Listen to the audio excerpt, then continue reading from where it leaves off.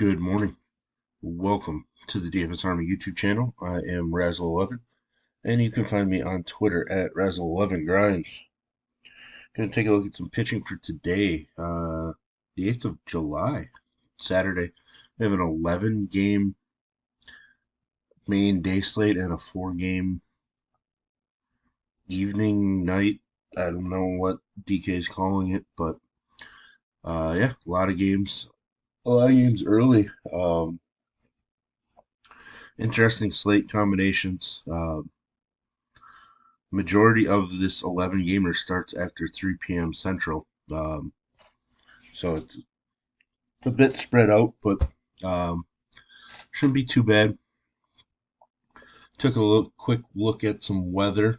Um, we do have some rain in Detroit, which is going to be kind of key for us because we have Kevin Gossman in that game, and he is one of the top options on this slate. I think that the hope is that it begins delayed and then that they can play it um, after a couple hours. Uh, but we're going to want to watch updates for that one because that one is certainly extremely key for us.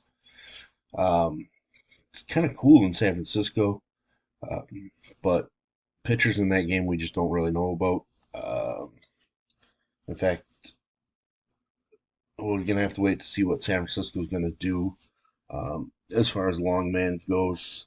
Um, other than that, not much to deal with. Some delay risk in Cleveland, which I guess comes into play for Gavin Williams. Small delay risk in Washington as well. Uh, but yeah, let's take a look at the pitching. Let me bring up my Vegas lines, but Gosman, obviously, just elite, um, about as elite as they come. Struck out 11 against Detroit earlier this year. Did give up 3 runs, allowed 2 home runs. It is what it is. Still put up 31 TK points in that start, despite allowing 3 runs. Yeah, he's just really good. I don't I don't really know that we need to say much else about Kevin Gossman. Um, Obviously going to be a massive favorite. He's a minus 240 favorite. Game total of just 8 in the game, which means we're looking at about a 3 implied run total for Detroit. Uh, his, his starts overall over the last couple weeks haven't been phenomenal. He did dominate San Francisco, but um, just kind of average returns in his, 3 of the other 4 starts.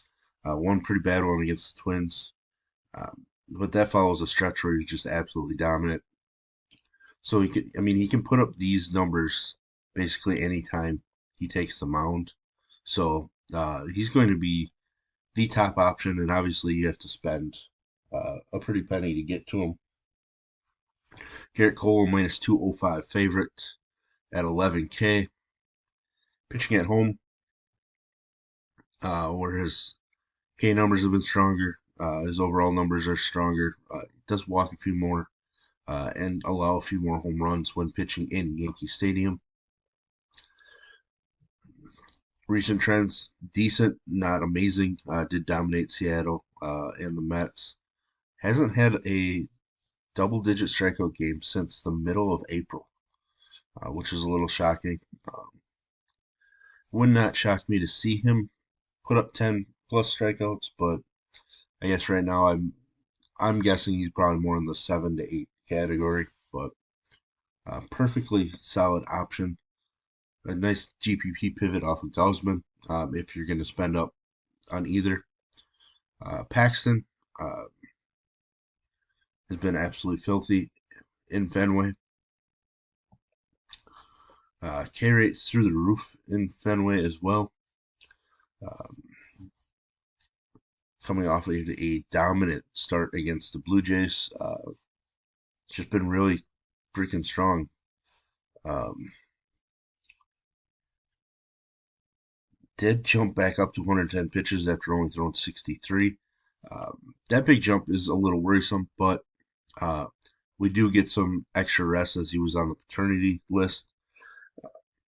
That extra rest probably going to come in key for a guy like Paxton who's dealt with some injuries. I think it's just an absolutely phenomenal spot. Minus 240 favorite, so same as Gaussman.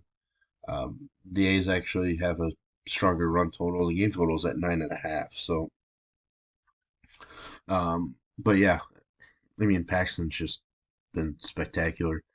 Uh, I'm probably going to put him number two ahead of Cole uh, as far as the spend up options for me.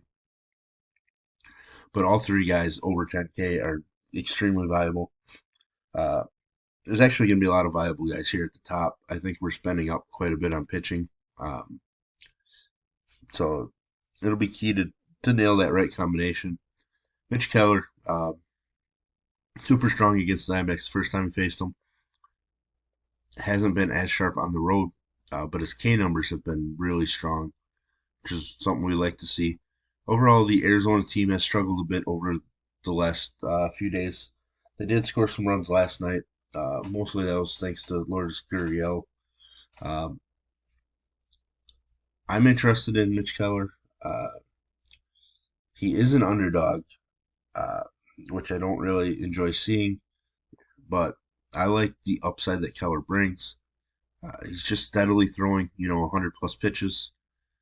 They're letting him pitch. I think he's a pretty fine option. Braxton Garrett, somebody that I am very intrigued by. His recent starts haven't been phenomenal. Solid, but not phenomenal for his increased price tag. Has not been great at home, which is really shocking, uh, considering this ballpark is built for pitching. Being left-handed, he does get to attack some of the left-handed hitters of the Phillies, but it's not a slam dunk spot by any means. Uh, he is a minus 120 favorite, and the game total is just 7.5. So we could see a low key pitchers duel, which is really nice because I obviously love Ranger Suarez as well. Sonny Gray, going to be borderline in my pool. Did dominate the Orioles in his last start. It's been really strong in Minnesota. Uh, the biggest thing for me is he going to be allowed to throw 100 pitches and go 6 to 7 innings? He just randomly has games where they take him out at 79, 76 when he's dominated, 79 again. And he's been vocal about it and frustrated. Um, the Twins need to let him pitch. He's one of the better pitchers. Just let him do his thing and then go to the bullpen. Don't force it early. Uh, I'm interested, but you know, with all the guys around him and above him, uh, I don't see myself going too heavy. He is a minus 125 favorite. Wells in that game, I think I'm more interested in Wells, but it's far more dangerous using Wells than Sonny Gray. Uh, Wells has a home run issue, obviously. 21 home runs allowed in less than 100 innings so far. He just keeps allowing home runs. The K upside is really nice, especially against a Twins team that strikes out a lot. Uh, he doesn't allow a ton of hits. His opponent batting average, home and away, are both 190 and below. That's extremely elite. So I am interested in his upside. Uh, so I might move him ahead of Sonny Gray in my, GPP order if I end up there. There's just so many guys, above them, and then obviously I mentioned Ranger Suarez in a game with a 7.5 total. He really let us down here against Washington, where he was super chalky. Prior to that, he'd just been dominant. So I'm very interested, and he's been phenomenal on the road. Uh, just 7 runs allowed in 5 road starts. I Not much else I can say. I just absolutely love Ranger Suarez. I'll have to dig in to see how guys like Cooper and Soler have performed against him, because those are the two main danger spots off top of my head. Maybe a little Brian De La Cruz as well. But yeah, Ranger Suarez at 8,700, I like much more than the couple guys above him, and I might like him more than Braxton Garrett as well. Um, the more I think about it, even though he is the slight underdog. Andrew Haney, a minus 190 favorite in Washington. Weather potential, like I mentioned earlier. I don't use Haney a whole lot, uh, but he's been far better on the road, which is key. Coming off a pretty strong start against Houston, has been strong in two out of his last three. I'm interested enough. I know Washington doesn't strike out a ton, uh, but I still like Haney and the upside for the win. The game does have a 10.5 total, which is kind of shocking, but uh, not really interested in Drew Smiley. I think he could be serviceable, but I'm just not really going to go there. I'm not super afraid of the Yankees offense by any means, but again, just not really my kind of play. Mikolas uh, has been better on the road, still allowing a lot of base runners. Hasn't been great of late. I'm going to pass. I'm just going to play the recent trends. He's a minus 130 favorite, but the game total is 10. So uh, the one guy down here that I'm really considering is Gavin Williams taking on the Royals. He absolutely dominated them in his second start. Um, Followed it up by struggling against a very tough Atlanta squad, which is understandable. We mentioned the weather earlier, so there is worries there, but Cleveland is a minus 195 favorite. So I do want to be able to use Gavin Williams a decent chunk as my SP2 in spots. As far as the guys going down the list, I'm not really interested in anybody else, to be honest. Brady Singer did shut down this Cleveland squad, just the K's haven't been there. So I assume he's going to draw some ownership, but I'm just not going there. I am definitely spending up on pitching on the slate. Running low on time here, we're just going to take a quick look at the four gamer. Um, it's obviously Spencer Strider's just massive upside. 12.9K against Tampa Bay seems a little aggressive, but given that it is four-game slate, he easily could be the highest scoring pitcher by far. But um, I actually think I would go lighter on him.